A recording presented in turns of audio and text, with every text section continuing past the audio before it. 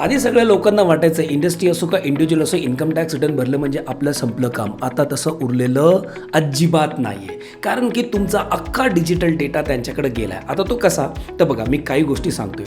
First म्हणजे AIS annual information statement, यात तुमची सगळी वर्षभराची माहिती आहे. TIS टॅक्स इन्फॉर्मेशन स्टेटमेंट, या वर्षभरात तुम्ही कुठे कुठे किती किती टॅक्स पे झाला आहे, TDS डेट झाला आहे, याची सगळी माहिती त्यांच्याकडे असते.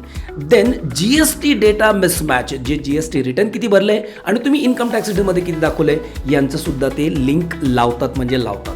नेक्स्ट UPI ट्रॅकिंग, म्हणजे जे आपण जीपे आणि फोनपेनी पेमेंट करतो रिसीव्ह करतो, याला प्रत्येकाला एक ट्रॅकिंग नंबर असतो, त्याने ट्रॅक केलं जातं की तुम्ही किती ट्रान्झॅक्शन्स ठेवलेले आहेत. नेक्स्ट बँकिंग ट्रान्झॅक्शन, बँकिंग ट्रान्झॅक्शनचं पण ॲनालिसिस होतं की हाय व्हॅल्यू ट्रान्झॅक्शन बँकिंगच इन्फॉर्मेशन डिपार्टमेंटला देते.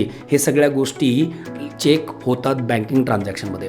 आणि सर्वात खतरनाक टूल म्हणजे यांनी डिपार्टमेंटनी ॲनालिसिस करायला ठेवलेलं आहे ते म्हणजे AI बेस्ड प्रोफाइलिंग.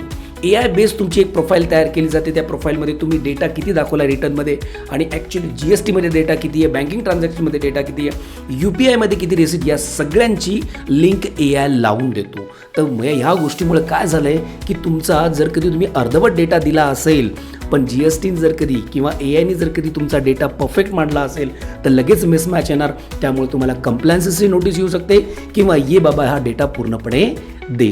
तर नुसतं लक्षात ठेवा, रिटर्न भरूनच फायदा नाही, ते परफेक्ट रिटर्न भरता आलं पाहिजे, कारण की नोटीस यायचे चान्सेस आहेत.